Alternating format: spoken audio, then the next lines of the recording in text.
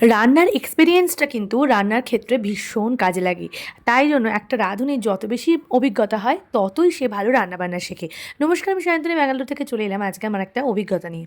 আগের দিন আমি বানাতে যাচ্ছিলাম চিজ কর্ন দিয়ে পরোটা। তো প্রথমে ভেবেছিলাম চিজ কর্ন দিয়ে বানাবো, পরে দেখলাম চিজ নেই, তার বদলে মেয়োনিজ আছে। এরপরে আমি কর্নটাকে আলাদা করে সেদ্ধ করিনি, আমি কাঁচা অবস্থাতেই গ্রেট করে নিয়েছিলাম। যেহেতু কাঁচা কর্নই আমার খেতে ভালো লাগে, তবে আমি বুঝতে পারিনি যে এই পরোটার ক্ষেত্রে যদি কর্নটাকে একটু ভাপিয়ে নেওয়া হতো তবে জিনিসটা আরও ভালো হতো। তবে এক্ষেত্রেও কিন্তু টেস্টটা খুব একটা খারাপ হয়েছে বলে মনে হলো না। এরপর কী হয়েছে, আমি যে কর্নের পুরটা করেছিলাম তার মধ্যে যে মেয়োনিজটা দিয়েছি সেই পরিমাণটা একটু বেশি হয়ে গেছে। যার জন্য কী হয়েছিল, ওই পুরটা একটু নরম হয়ে গেছিলো। আর রুটির আটাটা যেহেতু আগের দিন রাত্রিবেলা মাখা ছিল তাই ওটা একটু নরম ছিল। দুটোই যেহেতু নরম হয়ে যায় তাই জন্য আমার যখন বেলছিলাম বেশ সমস্যার মানে সৃষ্টি হচ্ছিল। এবং পরবর্তীকালে আমি ঠিক যেরকম ভেবেছিলাম ঠিক সেরকম হয়নি। তবে এইখান থেকে আমি একটা অভিজ্ঞতা নিয়েছি এবং সেখান থেকে আমি ভাবলাম যে এটাকে আরও সুন্দর করে কী করে বানানো যায়।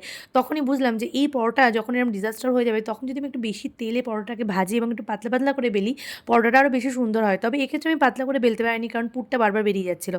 তাই জন্য আমি একটু মোটা করেই বেলেছি, কিন্তু ভালো করে বেশি তেল দিয়ে দিয়ে বারবার করে ভাজছিলাম।